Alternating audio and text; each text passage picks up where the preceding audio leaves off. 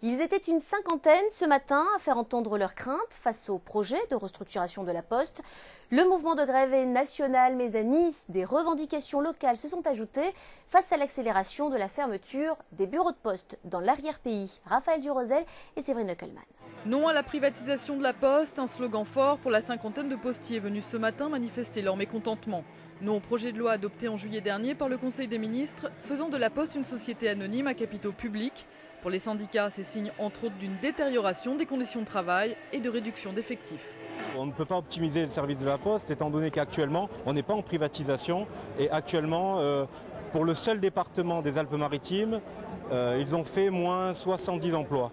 Voilà, ça se passe de commentaires, moins 70 emplois.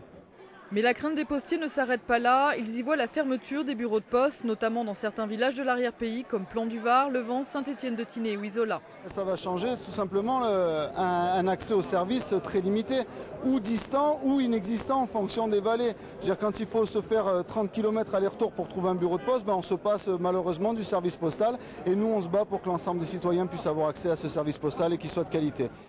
Le projet de loi doit passer au Sénat en octobre prochain. Les syndicats de leur côté n'ont pas dit leur dernier mot. Une votation citoyenne est d'ailleurs organisée à travers la France entre le 28 septembre et le 3 octobre.